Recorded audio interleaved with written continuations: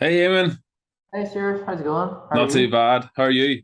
Oh, Grant, good to see you again. It's been a You- while. I know it must be like 10 years, right? I think so, yeah, ever since football up in the pitches. Yeah. So we'll get straight into it. This is Dr. Eamon Laird. He is a research fellow at Trinity University. Not correct, Eamon, that's up to date. Yeah, Trinity and University of Limerick. Limerick as well, very good. Yeah. So, Eamon, I was looking a bit into your work and things, and I was trying to figure out how many papers and stuff that you have written. And I got to like 100, and I just gave up. And I thought, I'll just ask you. Yeah, well, I'm not even sure myself. I think it's maybe 120, 130, something like that. After a while, you just sort of, well, not forget, but like there's too many to count. There's so many, yeah. No, it's such a diverse range. I know vitamin D is a common theme throughout.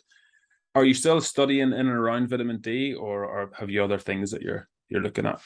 Yeah, still a bit of D on the side, but mostly now it's lifestyle medicine with the University of Limerick. So it's looking at physical activity, mental health, depression, nutrition, and a combination of everything together rather than just one component, multiple Yeah, components yeah, for longevity.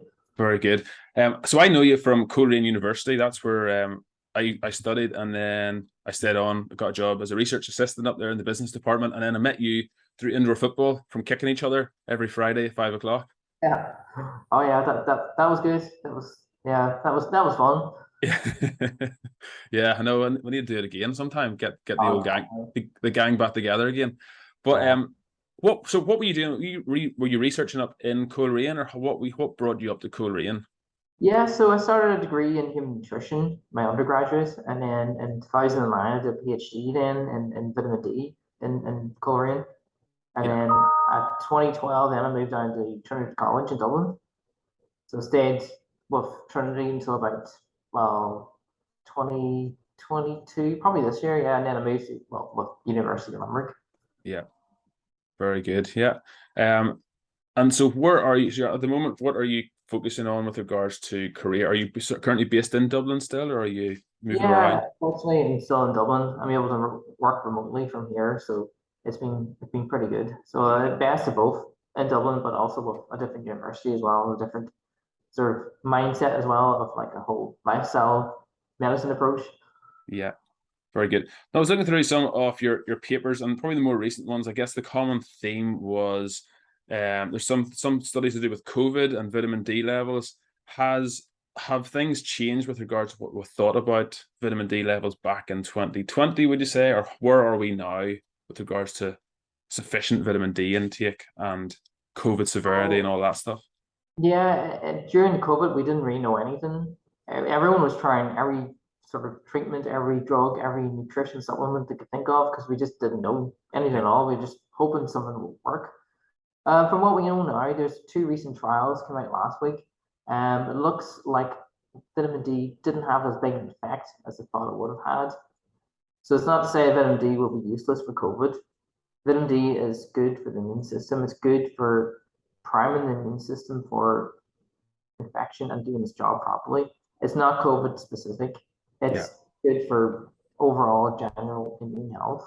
yeah, It's not the magic bullet. I suppose we've all been saying it's not going to be. There's no one thing that's going to be the magic solution. yeah. Yeah, it's about having an optimal immune system, I guess, and whatever disease or illness comes along, it's going to give us a better chance to fight it, I guess. That be Oh, correct? exactly. I mean, the majority of people, unfortunately, are deficient in vitamin D. And if you give them vitamin D to become sufficient, that's obviously going to help everything, Yeah, including the immune system. yeah. And which brings me to the next question: what is the optimal level, and is the optimal level the same for everybody? So if I'm 6'2" and 95 kilos, is the dosage of vitamin D that I need, is that the same as someone who's 5 foot and 50 kilos? Is that Well, it all depends on obesity levels as well, because people who are obese or have excess, say, fat, a lot of them actually get sucked into fat storage. So if okay? you have too much, it just gets deposited in the fat cells, and obviously you can't use it then. Okay. So it does depend on your level of body fat as well. So people with a Okay. higher level of body fat require more vitamin D because more of it's just getting sucked up into the cells. Wow. Yeah, that's interesting. Yeah, I'd never come across that. I know. you hear bits and pieces about vitamin D, but stuff like that there's a real really interesting. Another thing I was thinking about is you have so many studies, are so vast. There's even one I saw, one was linked with like ultraviolet light, vitamin D levels, COVID. It was trying to connect the dots there. But how do you come up with the studies that you're involved in? Do you have like a hypothesis in your head? Is it something that you've maybe read somebody else's work and then you try and fill it out or try and plug the gaps, as it were? Oh yeah, exactly. I mean, there's so many gaps in what we don't know in vitamin D and other nutrients as well. Yeah. For example, in Ireland, we very, very little on ethnic minorities. We know hardly anything at all. Yeah. Or in any special groups, vulnerable adults, those in nursing homes, prisoners, you name it, the list goes on. And what we do as researchers is try and fill that gap. Yeah. So then we can back in policy and say, look, we need to look at this group and maybe say, look, you have to take X amount of vitamin D, or this group is more at risk. So we have to focus our public health policy on that. Yeah. Yeah, no, it's very interesting because there's such a diverse range. I know it's all around vitamin D, but there's some stuff that you're like, how would you ever think of that? And it just fascinates me how you come up with the concept of it, to test it and go, actually, there's not really that much to that theory we had, or it's not as consequential as we thought it was. Yeah, sometimes there's even more fun stuff as well. We're looking at vitamin D in the woolly mammoth at the moment, so it's more sort of out there. Yeah, very good. And with regards to vitamin D levels, people know the sun is one of the places we can get. Is it we get vitamin D from the sun, or is it helps our body produce vitamin D? Which way around is it?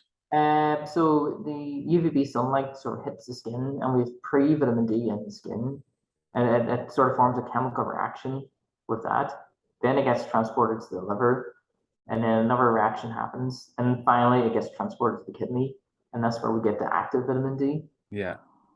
But So it is true we can get it from the sun, but only between, say, in Ireland, say between March and September. After that, I mean, you could go out there naked during the winter and you'll not make one bit of vitamin D. You get frozen.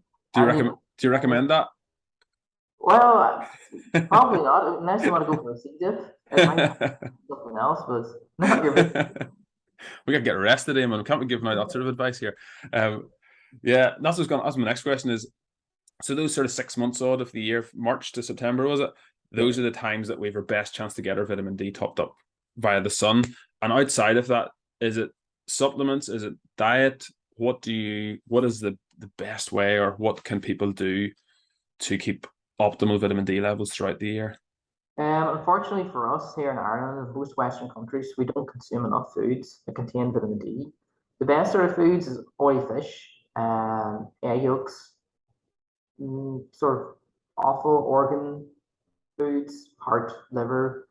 We just don't eat enough, and we probably can't eat enough of those. Nobody's going to eat a fish every single day forever. You can't. Nobody can afford that.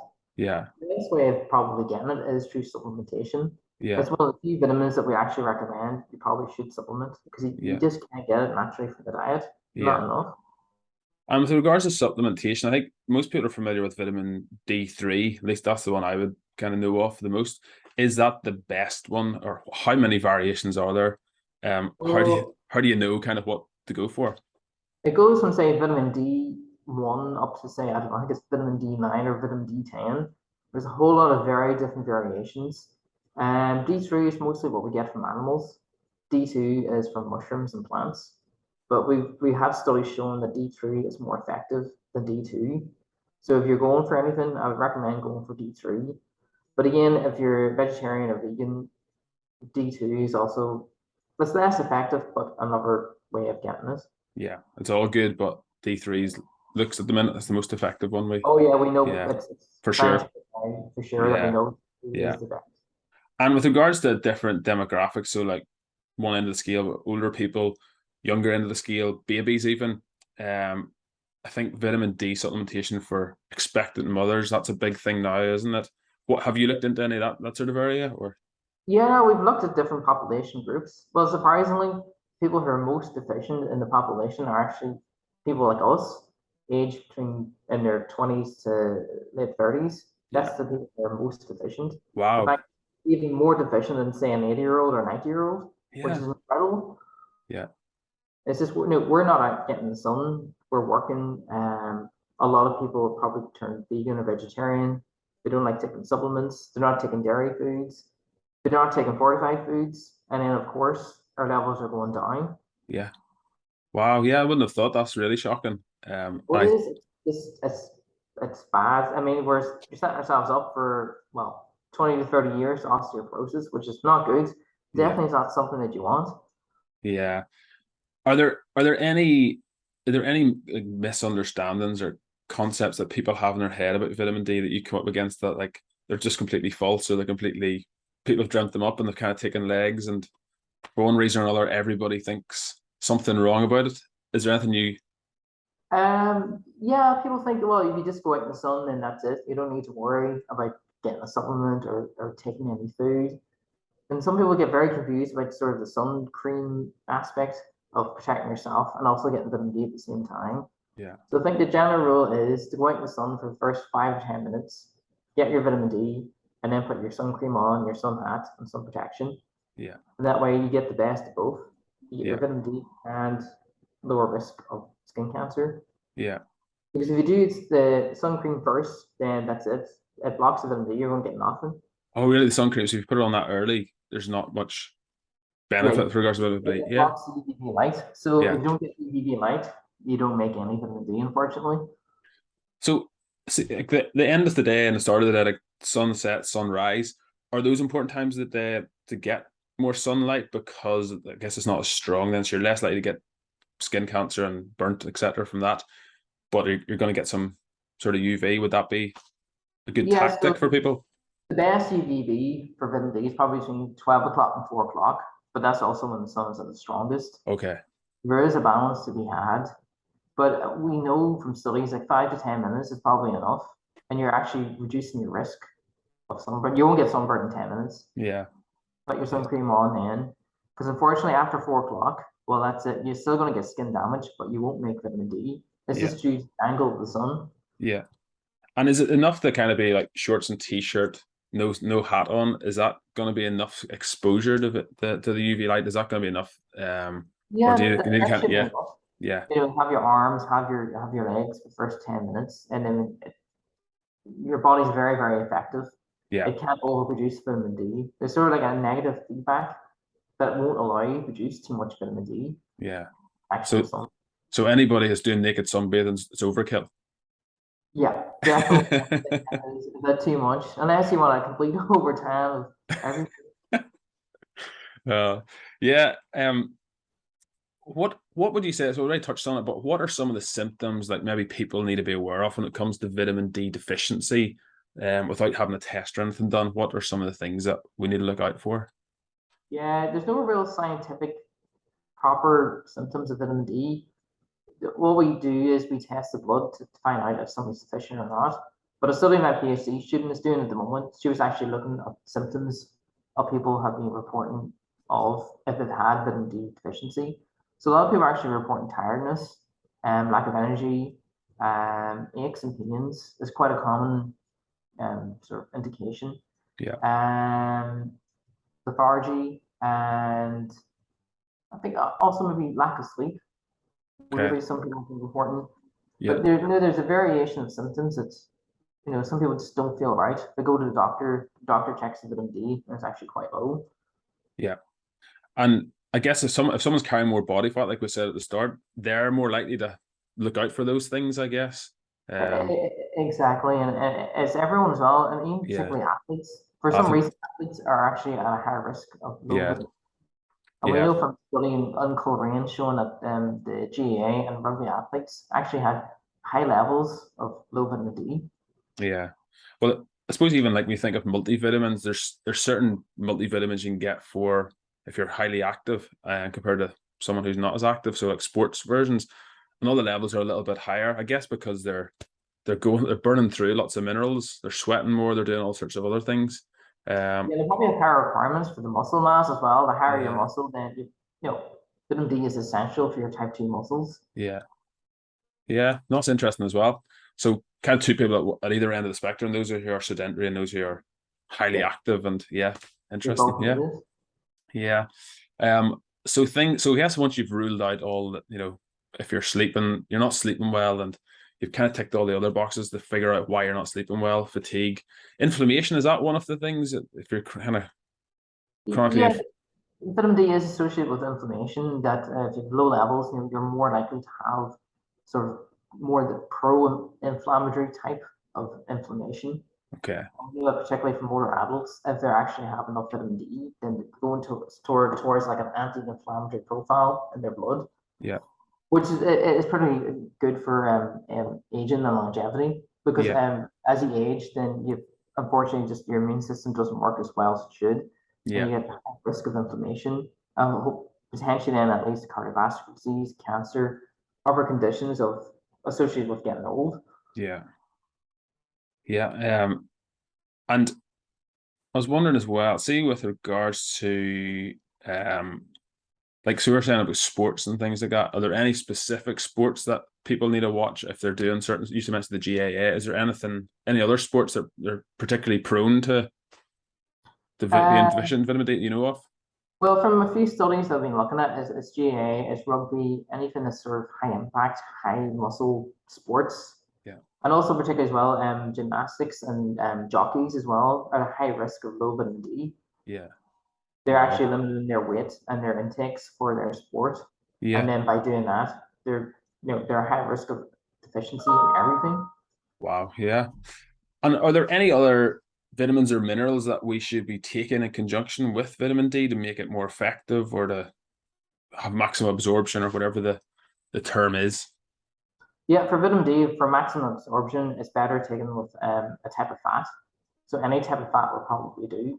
Okay. So if you're eating, say, you could be having salmon and maybe take some mashed potatoes with a bit of butter or a bit of cheese. Something that contains a little bit of fat, it just increases the absorption because it is fat soluble. Yeah. Yeah, that makes sense. Yeah. And with regards to, how did you get into looking at vitamin D particularly? I mean, I've often wondered that, like, of all the vitamins there are, what drew you to vitamin D? Well, I suppose the very start, I seen an article in New Scientist. Well, it must be 12, 15 years ago. I was just reading it and it was just seemed very sort of very interesting. Nobody has done much in it at that time. It was a new upcoming vitamin that people were interested in. Yeah, very good. Yeah, it's And I think interesting. it's still out there as a sort of number one vitamin that people Yeah, are keenly aware of. yeah. I think, yeah, in the last 2 years, because there was so much, I guess, headlines regarding vitamin D and COVID, etc. And every man and his dog on the street kind of knew that, knew there was something to do with vitamin D, or they suspected there was something, and I guess we didn't know fully a year or two ago what the implications were. But it's good we know an awful lot more now, I guess, about keeping. Yeah, it's great. I mean, a lot of people are more aware than they ever were, and hopefully their blood levels are much improved. Yeah. But as you said, it kind of goes for every illness, every disease, doesn't it? If anything that, respiratory illness, if it involves our immune system, if it involves our immune system taking a whack, or we're not at an optimal level, it doesn't matter what the disease or illness comes our way, we're gonna take a beating if we're not prepared for it, I guess. Exactly. It's just one sort of component or one jigsaw. I mean, if there's other vitamins, there's say zinc, selenium, your macronutrients as well, your proteins, your fats. Yeah. You need a good combination of everything to have an optimal immune system. Yeah. How does sleep affect vitamin D levels? Is there any link there? Have you looked into that kind of side of things? I haven't looked at it myself, but I think a few people have. But the lack of vitamin D could affect the neurotransmitters involved in sleep. Okay. If you're lacking that, you're lacking sort of an essential component needed to make other things needed for sleep. Yeah. Yeah. Because there's so many negative things come from getting a lack of sleep or poor quality sleep. Yeah. I would be surprised if there wasn't some sort of a knock-on effect with regards to our minerals and how our body absorbs, processes things. And I mean, exactly, it could be a negative feedback if you're not getting enough sleep or you're not getting enough vitamin D, then you're not eating properly, you're not thinking properly, then your intakes are low, and it's sort of a cycle going around. Yeah. I know if I have a bad night's sleep, so the little one keeps me up, and I know within like the next day or two I'm gonna get a cold or something. I just know I'm gonna get it because I know my immune system's kind of taking a whack, and I never noticed it before until the last couple of years, and I was getting a cold every once a month. But it's all sorts of negative impacts, even with regards to our diet. Like the next day, we kind of know you're probably going to eat another 300 or 400 calories on average if you had a bad night's sleep than you otherwise would do. So Yeah, yeah, it's sort of like a feedback thing with your body. It's sort of like you're sort of treating yourself. It make you feel a little bit depressed. You might eat a little bit more. You feel a little bit better. yeah, It's yeah, it's a coping mechanism of your body. yeah. So what does Dr. Eamon Laird do if he's trying to keep fit? What I see on Instagram, you're like every weekend you're doing surfing, you're doing hiking, you're doing camping, you're all over the place. Is there Yeah, is yeah, it's yeah. There's a little bit of everything. A little bit of adventure sports. Nothing too dangerous. Nothing you're going to die with, but something to keep you on edge. yeah, Yeah, no, I like going surfing, hiking, climbing, good bit of running now. yeah, Again, back into that. Yeah, a bit of cold water dips as well. I do a lot of that in Dublin yeah, every weekend. Maybe just go in for a dip for 5 minutes. No wetsuit, just in, yeah, you see the cold, and then you're out again then. yeah. Have you just started doing that recently in recent years, or have you always tried to No, do it? only just when COVID started, then I Yeah, started doing that yeah, and got used to it. And then, yeah, I have to say it's very, very good for during the winter, but I mean, it gives you a bit good shock when you go in. yeah, First 1 minute, that's the toughest. yeah, yeah. Do you ever get out and feel like your skin's kind of burning? Like that's what happens to me. I feel like my skin's like on fire, and then it's really hard to get warmed up. Probably staying in too long, I guess, but I haven't done it for a while. I used to do it when I lived beside the sea. Yeah. No, no, exactly. Well, sometimes you're in, well, you go past that stage and you don't feel anything anymore, man. That's probably Yeah. too long. Where's the best place you've been surfing? Is it in Ireland mostly you go surfing, or would you go further afield? Yeah, mostly in Ireland. It's Donegal, the Crosshead. It's sort Yeah, of a secret spot. It's very, very good. yeah, The water is so clean. yeah, It's just like somewhere in the tropics. yeah, No sewage, no nothing. It's all natural, and up in Port Stewart's quite good too. yeah, yeah. Some good spots there. And what about hiking? Where's the best spot? You haven't been to the Mournes yet, have you? Hiking? Have you been? No, no, no. Yeah, it's on the list to do. You haven't been to the Mournes. I know. Hey, I mean, Yeah, you're missing out. That's the best place. it is. I've heard good stories from up there. I mean, go hopefully maybe in October before the Yeah, winter sets in. yeah. It's so close to you. I mean, it's only like an hour away. Yeah, but Yeah. an hour from Dublin. It's not too far. Oh, Loads of nice places to stay. If you need a good resource, have you ever seen Trek NI? Trekking it. Yeah, it's a great resource. Loads of good stuff there if you need any good hikes and things. And you go camping quite often, do you? Do you go? yeah, yeah. Yeah, Wild camping. That's most weekends. yeah, And yeah, I mean, it's the only way to do it. If you're out in the countryside and you're away for an adventure weekend, you have to go camping. You just can't go glamping. That's definitely a no-no. yeah, yeah. No, I used to go camping more. In my head, I like it as an idea, and then it's gonna be great fun. It's gonna be exciting. Then the next day, I just wake up like a achy back, and my back's in pieces, and you haven't slept well, and you probably got like midget bites or something on you. But I suppose you go in like the winter or autumn time, it's not as bad. That Yeah, sort of no, stuff. no, it's not too bad. The thing is, be prepared. Bring everything you need. Your camping stuff, your stove, your sleeping bag. You have to have a list. Yeah, If you get anything essential, then you're standard for the weekend. yeah. And have you climbed all down like down around Kerry, Carrington Hill, and all those? Yeah, They were amazing during the summer. We yeah. actually went to Snowdonia as well last year or this year in Wow, March. That was fantastic. awesome. Amazing Uh, resort. yeah, And the surfing place in the mountains itself. yeah, That was a I've never seen anything like it. Right up in the middle of the mountains, an outdoor artificial surf. yeah. Wow, that's incredible. We went to this take a few years back, must be 6 or 7 years ago. We went down on day before New Year's Eve, and we tried to hike it on New Year's Eve, and we couldn't even see Carrington Hill. Like we're looking up, and we're just like, where is it? The clouds had just come down. We couldn't see anywhere. So stayed over in a B&B, and then tried to attack it the next day, and it was a bit better. We couldn't really see too much, but we went ahead with it. And the rivers were so swollen. We couldn't even get across. We had to follow these other guys who were from Wicklow, and they showed us up around the other way. I get them mixed up. There's like Heaven's Gate and the Devil's Ladder, Heaven's Gate, or something like that. Yeah, All the way and those around, maybe. the cliff drops are very steep, Yeah, yeah, like they are. very steep. Yeah, I kept looking down and thinking, if I slip here, this is all over. This is game over. But Yeah. no, as a class climb, it's really, really nice. What about the like, UK? Have you climbed like Ben Nevis or tried any of those? No, not yet. I mean, I would like to go to Scotland. It's on the list as well. I Yeah, mean, maybe the winter time might be a little bit dangerous. Hopefully, maybe next spring. There's Yeah. not too much snow. That would be amazing to do. Yeah. Oh, I thought of another question for you. Back on the vitamin D topic, actually. With regards to like vitamin D being fat soluble, if you are like, I guess is a big danger for some people, some of my clients, they might think if they're trying to cut calories or trying to get in shape or lose weight, they might think of going for low fat, low fat, low fat. So they'll try and cut fat out of their diet, which is a mistake in my opinion, but it's probably even more of a mistake in your opinion with regards to the vitamin D. Would that be So, correct? yeah, in terms of ND and in terms of overall health, for example, we Yeah. know now that dairy fat is very, very different from animal meat fat.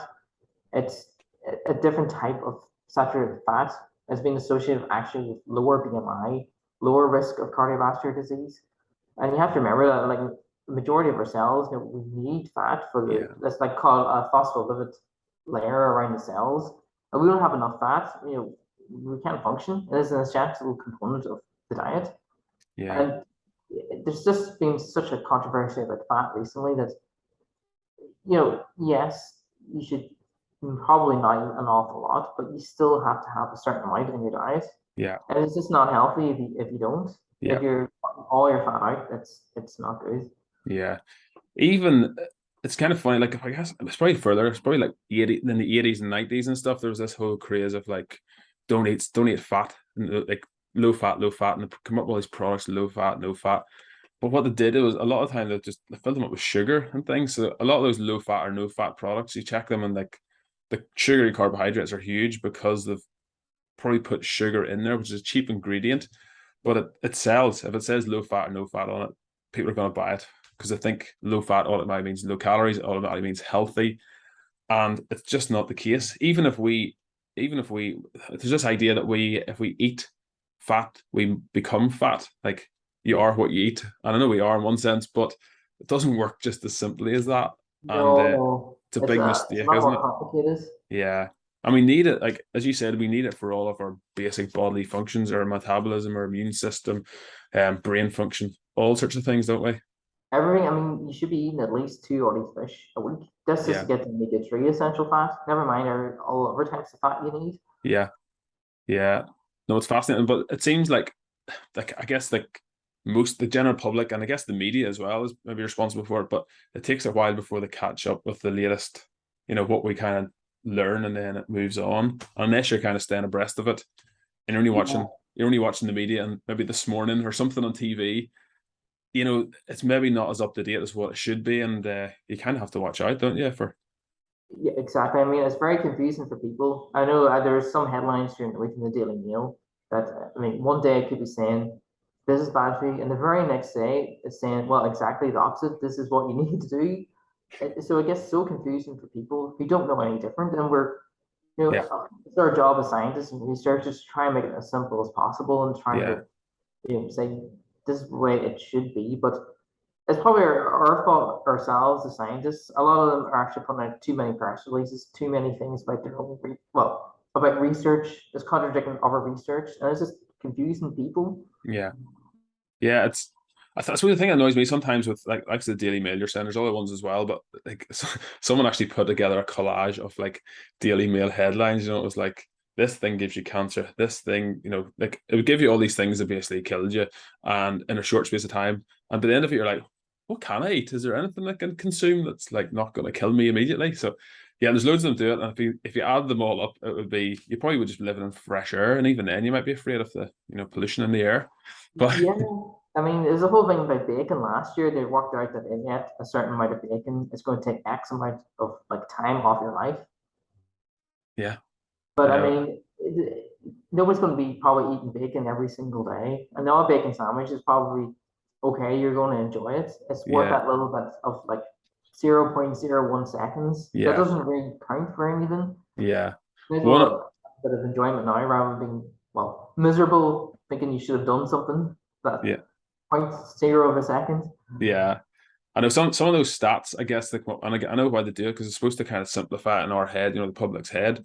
But sometimes it can really like put the fear of God in people. They can be like, "What? Like, this going to be taking this many years off me." And some people might not care, but other people it might terrify them into like, not doing something like they really enjoy the odd time every weekend or every so often.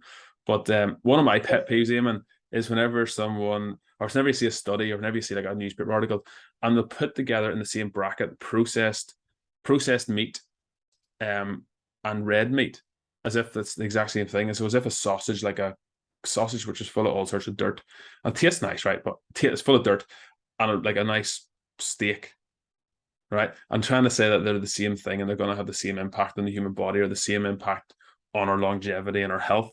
It kind of annoys, because if you look at it, it's always the way. I don't know if it's the media. It probably is the media doing that, and they're trying to banish those two together. But yeah, that's my high horse that I like to get up on and point out. Yeah, no, you're exactly right. They're two different completely things. I mean, processed meat has been processed and added, say, for example, nitrates or stabilizers. And then you have your organic meat, your grass-fed meat, Yeah. which, it's very, very two different animals. Well, not animals, but two different very things. You can't really compare them both. Yeah. Yeah. And I guess like as you said, like about processed foods and whole foods, as a general health principle, it's probably a good idea to go for as many whole foods and as few processed foods as we can if we're thinking about longevity and optimal health. Oh, yeah, definitely try and go for the sort of raw, organic, unprocessed as much as possible. But again, in saying that, some processed foods are actually quite good for you. For example, fortified cereals are fantastic. They've added vitamins and minerals that you just won't get naturally that you actually need. So if you look at, say, a normal porridge versus say, supermarket porridge, I would always go for the supermarket porridge because it has extra protein, extra minerals, extra vitamins added in. Yeah. So sometimes process can be good at times. Yeah. And it's an interesting place we're in the world right now, because decades ago, maybe even a generation or two ago, the crops that they used back then, I mean, it's not the same type of crop that we are getting now in our food. They've been tweaked so much, and they're not actually absorbing the same amount of nutrients from the ground to produce the crop now. So we're kind of at a disadvantage from our parents or grandparents from what they were getting, even though it's in a mass production now. But the soil's been so beat up, I guess, because it's been used so much, but also even all the pesticides and things like that have gone into the ground. Reading the book actually at the minute called, it's actually up there, Mineral Fix. It's quite interesting, but it made the point about how the crops are absorbing the heavy metals. So there's like a competition going on for like the essential nutrients our bodies need, essential minerals, and then the heavy metals. And the crops are there's a competition going on there for what's going to get absorbed. So there's going to be less of the essential stuff that we need and more kind of heavy metals potentially in our crops. Now, not the catastrophic levels, but to the point where we're not going to get as much value from those crops as we would have done a century before, for example. Have you ever heard? Yeah, have you heard that before or come across that before? Well, I suppose in the field, there's just probably too much industrial commercial farming. The land can only give a certain amount if we have to keep adding fertilizers and adding everything in. Yeah. The whole big problem is we have too many of this sort of single crops that we rely on. Like probably like 3 or 4 crops that we get most of our food supply from. Yeah. Whereas there actually there's hundreds of different varieties of things we can actually use. Yeah. But the whole food global system is centered on just 3 to 4 essential crops, and that's doing the damage. It's ruining sort of everything. Yeah. If something happens to those crops, we're stuck. We don't have anything. Yeah. Yeah. So grow your own. Is that the advice? Well, if you've got the land and there's time to do it, it's hard to grow a garden full of wheat, I guess. Yeah, you can't do. You have to grow potatoes in my balcony, but that's only enough for like 2 days. Yeah. Yeah. No. Well, Eamon, it's been great chatting. We're coming up in close to the time now, but we wanted to get you up to have a workout and then do it in person. But hopefully we can maybe do it again sometime. We can have the crack and we'll get a few more topics to talk about, and we'll get a good workout in. Will that do? Yeah, it's fantastic. Yeah, I've seen you on Instagram. Looks like you're really pushing the clients and got your gym. It looks amazing. Yeah, we've got some great clients, great clientele. Hopefully some of them are listening to this. It better be. I'll be testing them. But there's a lot of benefit. Thank you for sharing your wisdom with us. And before we go, do you have a joke for us? We try to ask guests for a joke, a really terrible joke if possible. Oh yeah, I've been trying to think of an vitamin D one. Unfortunately, there is no vitamin D jokes. I do have a bone health one though. So I have an osteoporosis joke, but I'm not sure if it's humorous. Go for it. That's it? Yeah. No, that is a joke. What is it? I didn't hear it.